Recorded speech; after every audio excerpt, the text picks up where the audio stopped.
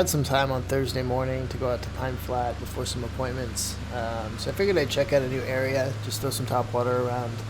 I've only been to Pine Flat maybe 5 or 6 times in the past, and there's really only one small section that I've spent a lot of time in that I feel like I know decently well.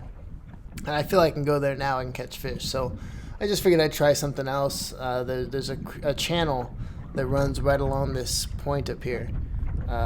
To the right of it's a cove, which you're going to see up here on the left, and then on the other side of that point that's out in front of us, there's a steep, rocky bluff. And I just figured I'd come out and run my Whopper Plopper all over the place. You can see on the graph here in a few minutes that we're definitely on fish here.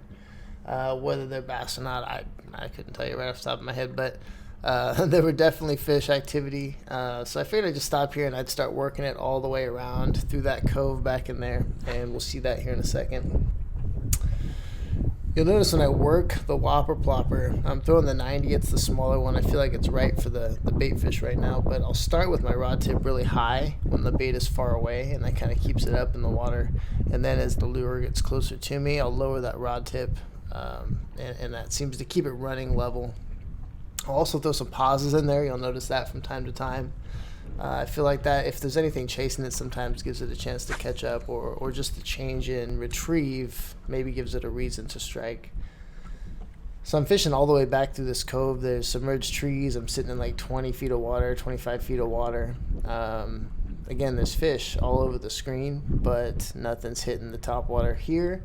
I was throwing a Vixen too, and I think it might have been too big for the bait profile that's swimming around in there right now. So next time I might throw a smaller spook style bait.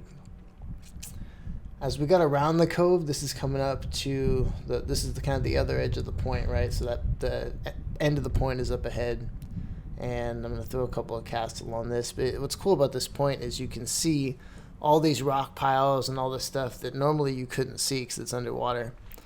So I just hooked up over there, small little guy. And again, it's on the Whopper Plopper. He got hooked on this little branch tip. You know, he kind of flops himself off there. But yeah, so a lot of times these points that have a cove on one side, it seems like it gives the bass an area to push the bait up into. And as you can tell from the screen throughout this video, there's a lot of fish activity up in here. Fish number one on the Whopper Plopper, little guy. So continuing up along the point, you can see there's a big rock transition coming up here. This is pretty much the tip of the point, or pretty close to it. You've got still some submerged timber in here.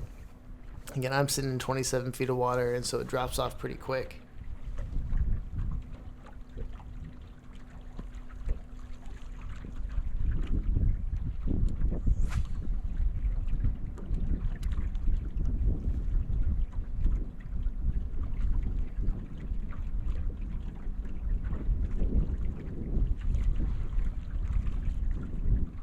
So he takes it here pretty close to the boat, which with the wind and the disturbance, it doesn't surprise me too much.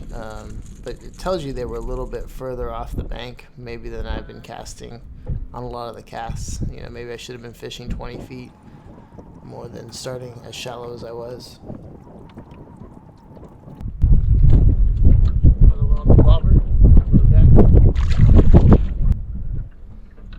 So I came up along, this is the other side of the point, so up ahead is that steep rocky bluff I was talking about, and I saw that rock on the right that sticks out, this kind of small rock point, and there's a little tree on it.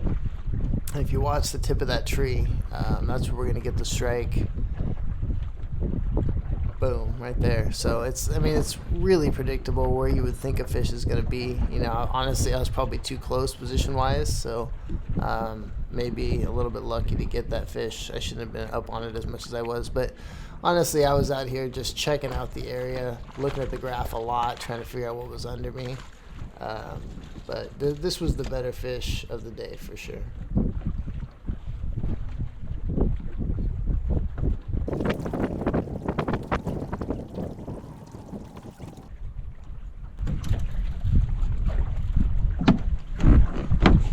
Number 3 on the Whopper Plopper, a little better this time.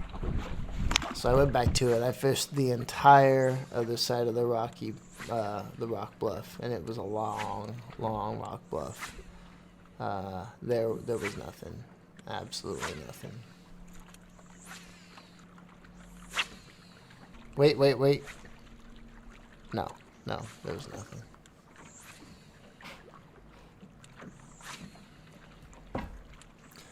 So once I wrapped it up, I actually went around and did some graphing. I didn't include that in the video, but I just did some graphing in the same area just to kind of get a better idea of what was there. I want to thank you guys for watching. Take care. Have a good one.